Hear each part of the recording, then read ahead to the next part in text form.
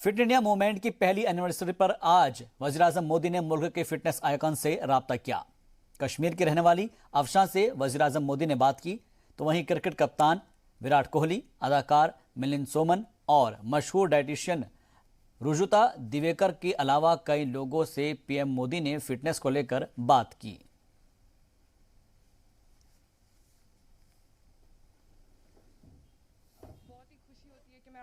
Jammu and Kashmir state को represent करती हूं। आइए हम अब जम्मू कश्मीर चलते हैं।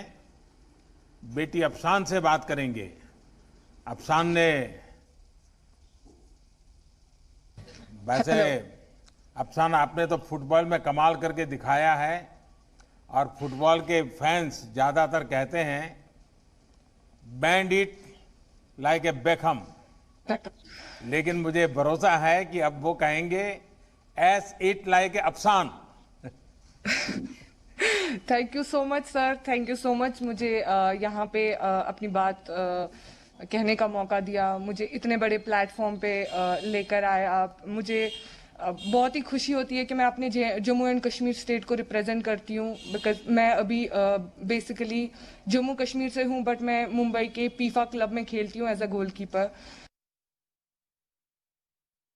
हमारे जे.एंड.के स्टेट की लड़कियां भी आगे आ रही है, not even Jammu and Kashmir, all over country.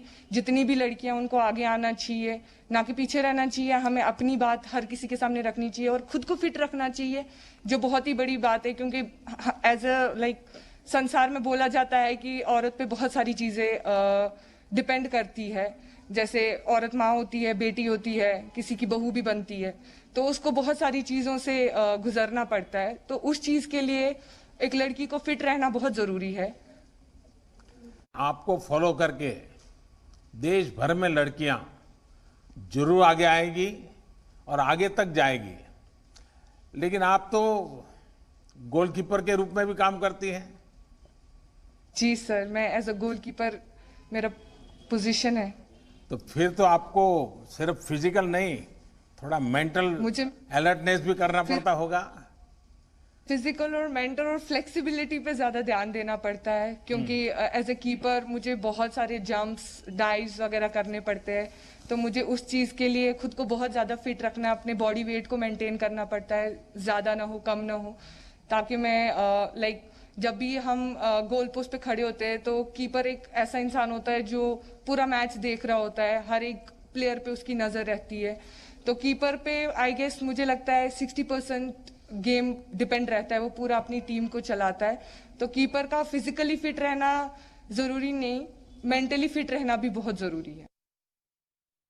ऐसे में आप वहां की कौन सी ऐसी पारंपरिक चीजें हैं जो वहां के बच्चों के जीवन में, क्योंकि मैंने देखा खेल कूद में कश्मीर के बच्चे शानदार है जी, अद्भुत है।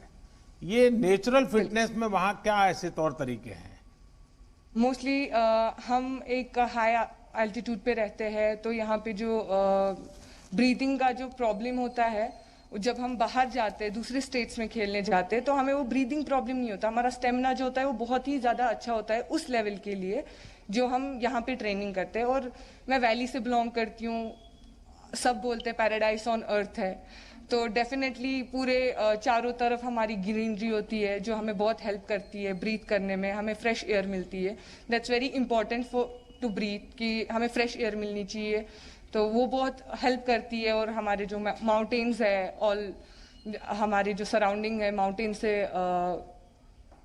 भरे पड़े हैं, तो डेफिनेटली उन चीज़ों से हमें बहुत हेल्प मिलती है।